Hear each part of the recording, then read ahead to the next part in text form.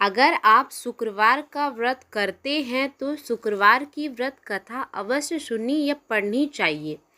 ऐसा करने से माता की पूजा अर्चना संपूर्ण होती है। तो आज के इस वीडियो में आप सुनेंगे संतोषी माता की कथा। तो चलिए सुनते हैं। एक गांव में एक बुढ़िया रहती थी जिसके 7 बेटे थे। 6 बेटे कमाने वाले थे और एक बेटा निकम्मा था। बुढ़िया माँ 6 पुत्रों का जूठा 7वें पुत्र को खिला देती थी। 7वां पुत्र एक दिन अपनी पत्नी से बोला, देखो मेरी माता का मुझ पर कितना प्रेम है। वह बोली, क्यों नहीं, सबका जूठा बचा हुआ तुमको खिलाती है। वह बोला, जब तक आंखों से न देखूं मान नहीं सकता। पत्नी ने हंसकर कहा, देख लो तब तो मानोगे। कुछ दिन बाद एक बड़ा त्योहार आया। घर में 7 प्रकार के भोजन और चूरमा के लड्डू बने। वह पत्नी की बात को जांचने के लिए सिरदर्द का बहाना बनाकर पतला कपड़ा सिर पर ओढ़कर रसोई में जाकर सो गया और कपड़े में से सब देखता रहा। 6 भाई भोजन करने आए। उसने देखा माँ ने उसके लिए सुंदर सुंदर आसन बिछाए, 7 प्रकार की रसोई परोसी और आग्रह करके उन्हें भोजन कराती रही। वह देखता रहा। 6 भाई भोजन कर उठ गए। तब माँ ने उनकी 5 थालियों में से लड्डुओं के टुकड़ों को उठाया और एक लड्डू बनाया। जूठन साफ कर माँ ने उसे पुकारा, उठ बेटा उठ, तेरे भाई ने भोजन कर लिया है, तू भी उठकर भोजन कर ले। उसने कहा, माँ मुझे भोजन नहीं करना है, मैं परदेश जा रहा हूँ। माँ ने कहा, कल जाना तो आज ही जाना। वह बोला, हाँ हाँ जा रहा हूँ। यह कहकर वह घर से निकल गया। चलते समय उन्हें उसके पत्नी की याद आई। वह गौशाला में कंडे थाप रही थी। वहां जाकर वह बोला, मेरे पास तो कुछ नहीं, यह अंगूठी है सो ले लो और अपनी कोई निशानी मुझे दे दो। वह बोली, मेरे पास क्या है, यह गोबर भरा हाथ है। यह कहकर पत्नी ने उसके पीठ पर गोबर के हाथ की थाप मार दी। वह चल दिया। चलते चलते दूर देश में पहुंचा। वहाँ एक साहूकार की दुकान थी। वहाँ जाकर बोला, सेठ जी मुझे नौकरी पर रख लो। साहूकार को नौकर की सख्त जरूरत थी। साहूकार ने कहा, काम देखकर तनख्वाह मिलेगा। उसने कहा, सेठ जी जैसा आप ठीक समझे। उसे साहूकार के यहाँ नौकरी मिल गई। वह वहाँ दिन रात काम करने लगा। कुछ दिन में दुकान का लेन देन, हिसाब किताब, ग्राहकों को माल बेचना सारा काम करने लगा। साहूकार के 7-8 नौकर थे। वे सब चक्कर खाने लगे, लेकिन उसने अपनी लगन, परिश्रम और ईमानदारी से सभी को पीछे छोड़ दिया। उसे अपने किए का फल मिला। सेठ ने भी उसका काम देखा और 3 महीने में ही उसे मुनाफे में साझीदार बना लिया। परिश्रम करते करते 12 वर्ष बीते। वह नगर का नामी सेठ बन गया और सेठ अपना सारा कारोबार उस पर छोड़कर बाहर चला गया। इधर उसकी पत्नी पर क्या बीती वह सुने। सास ससुर उसे दुख देने लगे। गृहस्थी का काम कारोबार उसे लकड़ी लेने जंगल में भेजते। इस बीच घर की रोटियां के आटे से जो भूसी निकलती उसकी रोटी बनाकर रख दी जाती और फूटे नारियल की नरेली में पानी दिया जाता। इस तरह दिन बीतते रहा। एक दिन वह जंगल में लकड़ी लेने नहीं जा सकी। दूसरे दिन वह लकड़ी लेने जंगल की ओर चल पड़ी। तब उसने रास्ते में बहुत सी स्त्री संतोषी माता का व्रत कर रही थी दिखाई दी। यह वहाँ खड़ी होकर पूछने लगी, बहन, यह तुम किस देवता का व्रत कर रही हो और इसके करने से क्या फल होता है? इस व्रत के करने की क्या विधि है?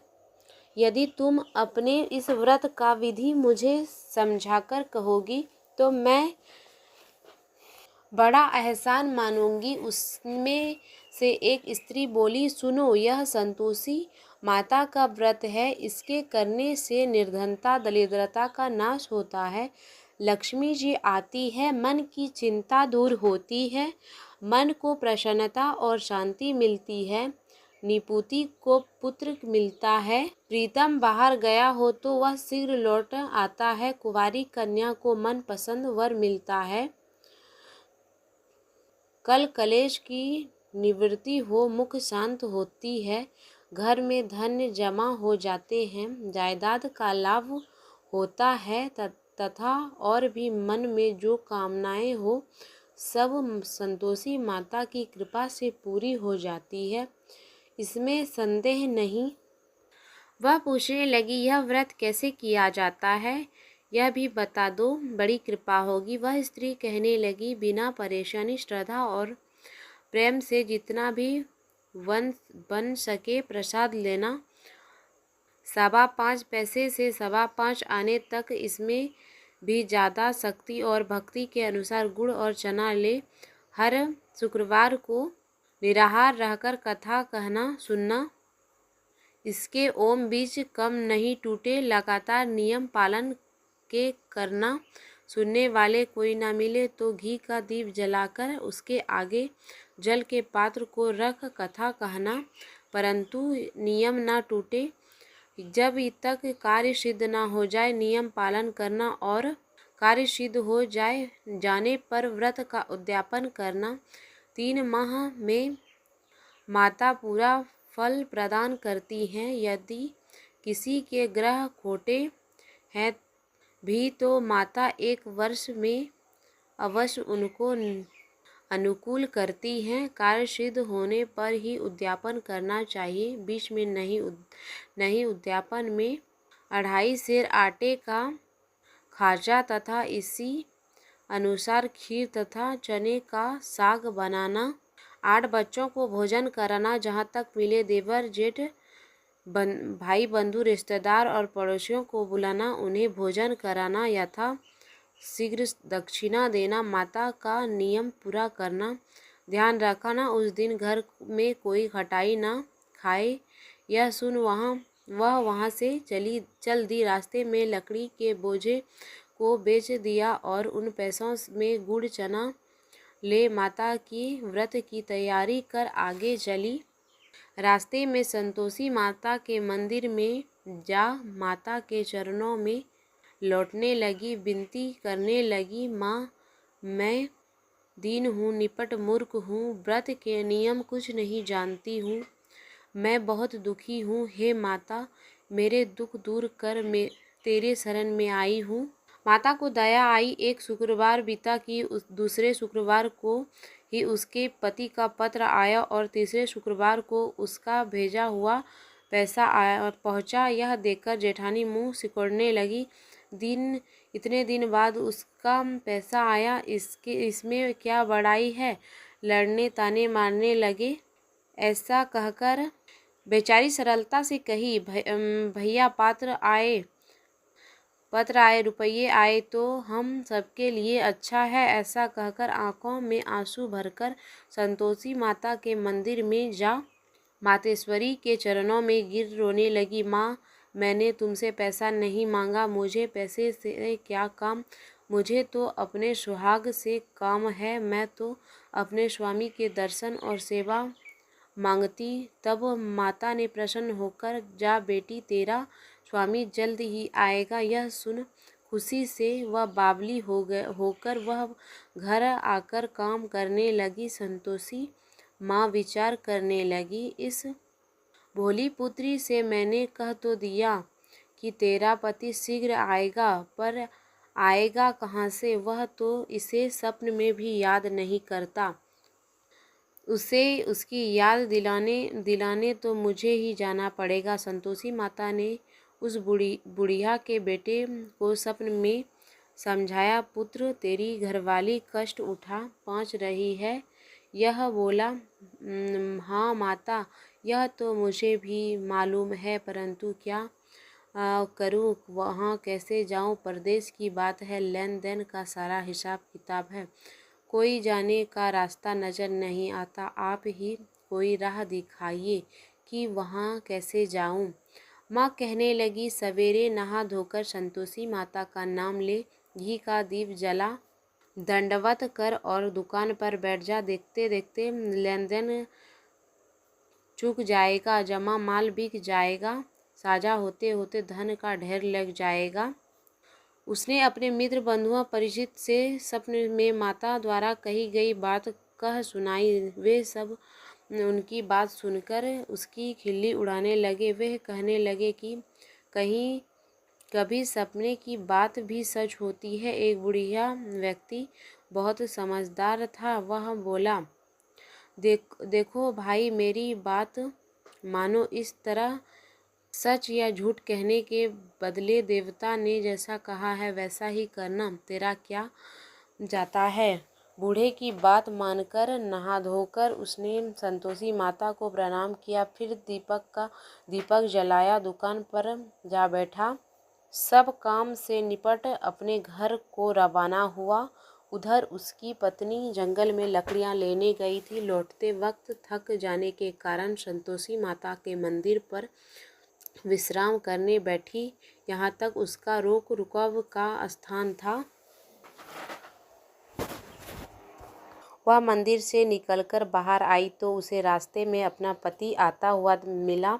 उसने पूछा, कहाँ गए थे? वह बोला, इतना धन जो कमाया है उसका कर राजा ने मांगा था, वह भरने गया था। वह प्रसन्न होकर बोली, भला हुआ, अब घर चलो।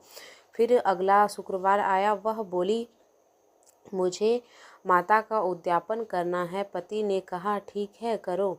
वह फिर जेठ के लड़कों से भोजन को कहने गई। जेठानी ने लड़कों को सिखा दिया कि तुम पहले ही खटाई मांगना। लड़के भोजन करने बैठे, लेकिन भोजन करने से पहले ही कहने लगे, हमें खीर पूड़ी नहीं भाती, जी बिगड़ता है, कुछ खटाई खाने दे दो। यह बोली, खटाई खाने को नहीं मिलेगा, खाना है तो खाओ। उनके उठकर चले जाने पर उसने ब्राह्मणों के लड़के बुलाकर भोजन कराया। दक्षिणा की जगह उन्हें एक एक फल दिया। इससे संतोषी माता प्रसन्न हो गई। माता की कृपा से 9 माह बाद उसको चंद्रमा के समान एक पुत्र प्राप्त हुआ। पुत्र को लेकर वह प्रतिदिन संतोषी माता के मंदिर में जाने लगी। माँ ने सोचा कि यह रोज आती है, आज क्या ना मैं ही इसके घर चलूँ, इसका असरा देखते तो सही। यह विचार कर माता ने भयानक रूप बनाया। गुड़ और चने से सना मुँह, ऊपर में से मुठ के समान होठ, उस पर मक्खियाँ भिनभिनाती रही। उसकी सास चिल्लाई, देखो रे, कोई चुड़ैल डाकिन चली आ रही है, लड़कों इसे भगाओ, नहीं तो सबको खा जाएगी। बहू रोशनदान से देख रही थी। वह प्रसन्न हो उठी, आज मेरी माता मेरे घर आई है। यह कहकर दूध पीते बच्चों को गोद उतार दिया। उस पर उसको सास क्रोध में भर बोली, अरे राण, इसे देखकर कैसी उतावली हुई है, जो बच्चे को पटक दिया। इतने में माँ के प्रताप से जहाँ देखो वहाँ लड़के ही लड़के नजर आने लगे। यह बोली, माँ जी, मैं जिनका व्रत करती हूँ यह वही संतोषी माता है। इतना कह उसने झट से घर के सारे किवाड़ खोल दिए। सबने माता के चरण पकड़ लिए और विनती कर कहने लगे, हे माता, हम मूर्ख हैं, अज्ञानी हैं, तुम्हारे व्रत की विधि हम नहीं जानते। तुम्हारा व्रत भंग कर हमने बड़ा अपराध किया है। हे माता, आप हमारे अपराध को क्षमा करो। इस प्रकार बार बार कहने पर संतोषी माता प्रसन्न हुई। इसके बाद उसकी सास कहने लगी, हे संतोषी माता, अपनी बहू को जैसे फल दिया है वैसा सबको देना। जो यह कथा सुनता है या पढ़ता है उनके मनोरथ पूर्ण होते हैं।